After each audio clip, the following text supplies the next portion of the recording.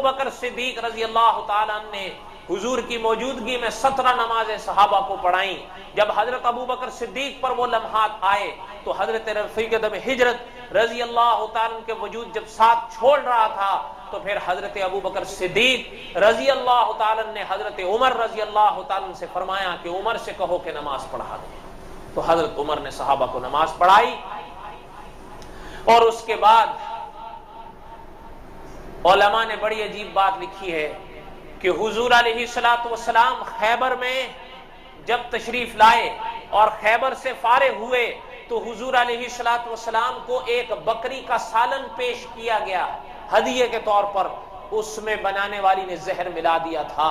حضور علیہ السلام نے تناول فرمایا. ساتھ میں ایک اور صحابی بھی شریک تھے, انہوں نے بھی تناول فرمایا. حضور علیہ السلام کے بعد حضرت رفیق دم ہجرت رضی اللہ تعالیٰ پر ایک موقع آیا کہ حضرت ابو بکر صدیق رضی اللہ تعالیٰ کو بھی ایک سالن ہدیے کے طور پر پیش کیا گیا تو اس میں بھی ظالموں نے زہر ملا دیا. علماء نے فرمایا کہ حضور کے کھانے میں بھی زہر ملانے والے یہودی تھے اور حضرت رفیق دم ہجرت رضی اللہ تعالیٰ عنہ کے کھانے میں بھی زہر ملانے والے یہودی تھے.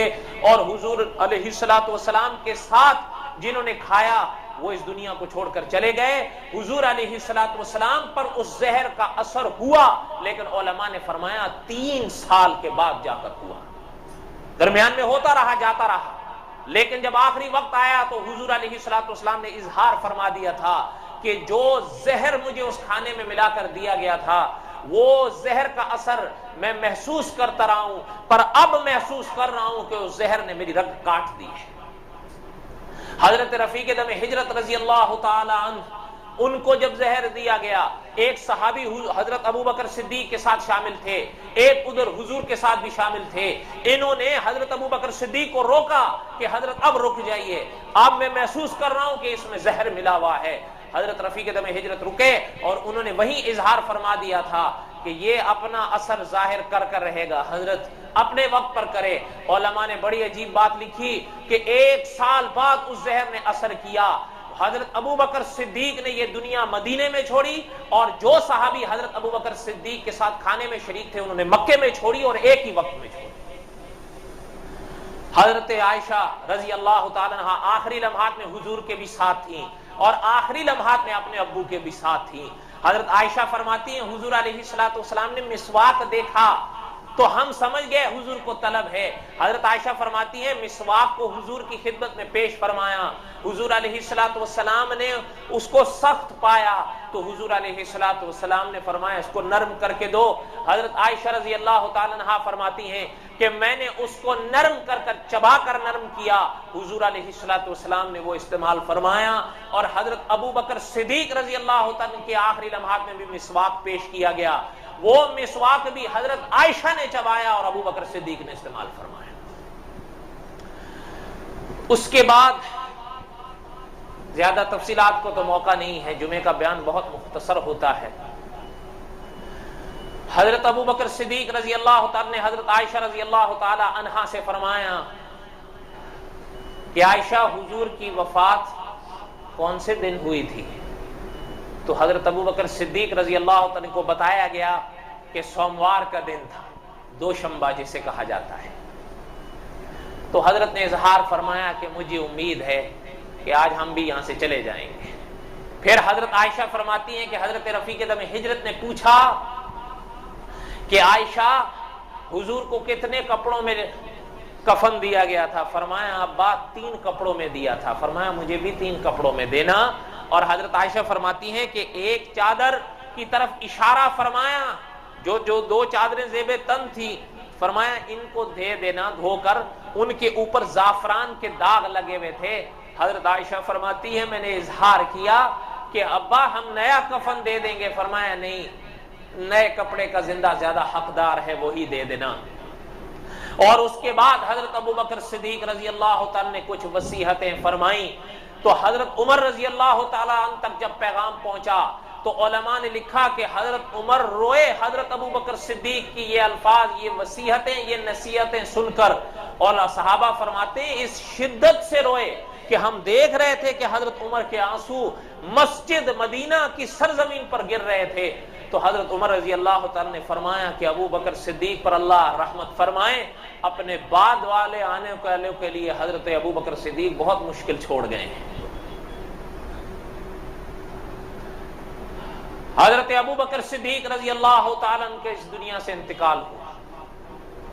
صحابہ فرماتے ہیں کہ ایک وہ وقت تھا کہ جب حضور مکے سے مدینے آئے تھے، تو جس دن حضور مدینے آئے تھے تو ایسے صحابی رضی اللہ تعالیٰ کے فرامین کتابوں میں موجود ہے کہ وہ فرماتے ہیں اس دن سے زیادہ کوئی روشن دن ہم نے نہیں دیکھا، اور جس دن حضور نے یہ دنیا چھوڑی اس دن سے زیادہ اندھیر دن بھی ہم نے کبھی نہیں دیکھا۔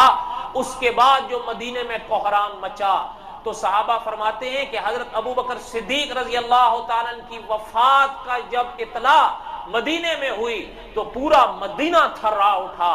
جس طرح حضور کے لیے اہل مدینہ روئے تھے، حضرت رفیق دم ہجرت کے لیے بھی روئے، اور حد ہو گئی حسن اتفاق کی۔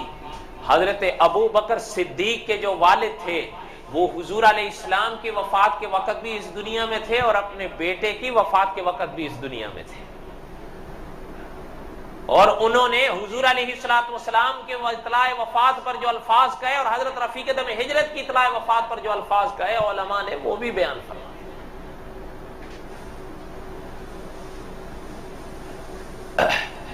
حضرت ابو بکر صدیق رضی اللہ تعالی عنہ کا جنازہ تیار ہوا، کیا شان ہے۔ صحابہ فرماتے ہیں، علماء نے بڑی عجیب بات لکھی ہے کہ جس چارپائی پر حضور علیہ السلام کا وجود اقدس رکھا گیا، اسی چارپائی پر حضرت ابو بکر صدیق کا وجود رکھا گیا۔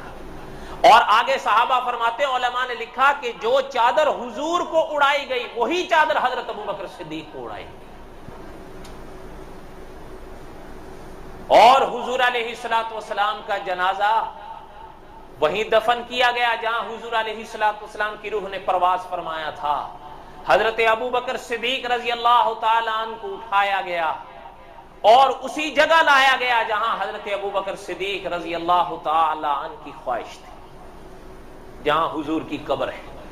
حضور علیہ السلام کی قبر کے ساتھ قبر تیار کی گئی، اور حضرت ابو بکر صدیق رضی اللہ تعالی عنہ کا جب جنازہ تیار ہوا، صحابہ نے اٹھایا۔ علماء فرماتے ہیں جہاں حضور کا منبر تھا، جہاں حضور کا روضہ تھا، اس کے درمیان میں حضرت ابو بکر صدیق کا جنازہ رکھا گیا۔ صحابہ نے صفیں بنائیں اور حضرت عمر رضی اللہ تعالی نے نماز جنازہ پڑھائی۔ یہ شان نصیبوں والوں کو ملتی ہے۔ آج جنہوں نے کبھی مدینہ دیکھا ہے ان سے پوچھئے، مسجد نبوی میں 3 محرابیں ان کو نظر آتی ہیں۔ ایک وہ محراب ہے جو ریاض الجنہ میں ہے، جہاں حضور علیہ السلام کھڑے ہو کر امامت فرمایا کرتے تھے۔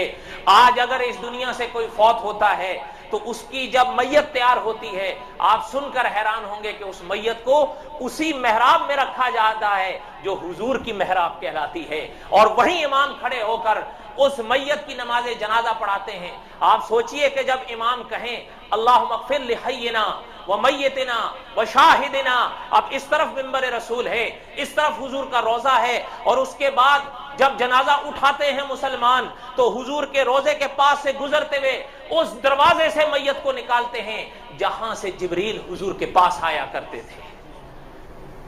اس لیے اکابر فرماتے ہیں کہ دعا کیا کریں اللہ ایمان کے ساتھ مدینے کی موت دے دیں۔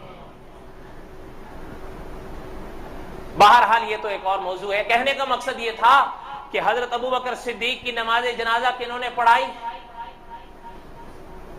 ابھی تو بتائیں ہو، حضرت عمر رضی اللہ تعالی عنہ نے، اور حضرت عمر رضی اللہ تعالی عنہ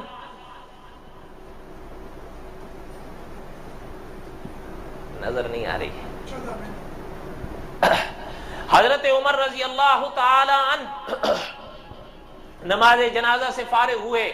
حضرت ابو بکر صدیق رضی اللہ تعالیٰ عنہ کی وجود کو اٹھایا گیا اور حضرت ابو بکر صدیق رضی اللہ تعالیٰ عنہ کو حضور کے پہلو میں دفن کیا گیا، اور حضرت ابو بکر صدیق رضی اللہ تعالیٰ عنہ کا یہ سر اقدس علماء نے لکھا حضور علیہ السلام کے کندھے کے برابر رکھا گیا۔ حضور علیہ السلام کی قبر یوں، تو علماء نے فرمایا حضرت رفیق دم ہجرت کی یوں۔ یہ میں ایک قول پیش کر رہا ہوں، تھوڑی سی تفصیل اس کی اور بھی ہے لیکن وہ چھوڑتے ہیں، ابھی وقت اتنا نہیں۔ دعا کریں کہ اللہ تعالی وہ منظر دیکھنے کی توفیق بخشیں۔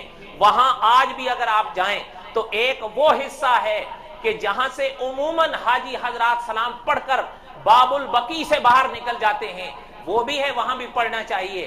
اکابر نے سلام یہاں بھی پڑھا، اکابر نے سلام دوسری جانب بھی پڑھا ہے۔ جو ریاض جیسے ہی اصحاب صوفہ کا چبوترا آپ پار کریں تو بائیں طرف تھوڑا سا ہو کے باب جبریل سے جب دائیں طرف ہوں گے تو وہاں پر ذرا آپ رک کے دیکھیے گا، جہاں جالی کا اختتام ہوتا ہے وہاں تھوڑا سا جالی میں اندر آپ نگاہ ڈالیں، جالی کے اندر سرخ کپڑا چھوٹا سا لگا ہوا آپ کو نظر آئے گا۔ علماء نے فرمایا یہ سرخ رنگ کا جو کپڑا ہے یہ بین حضور علیہ الصلوۃ والسلام کے قدمین مبارکین کے بالمقابل لگا ہے، اور اسی کے ساتھ حضرت ابوبکر صدیق دفن ہیں، اور اب انہی کے ساتھ حضرت عمر دفن ہے رضی اللہ تعالی عنہ۔ ایک بات سنا کے بس کرتا ہوں،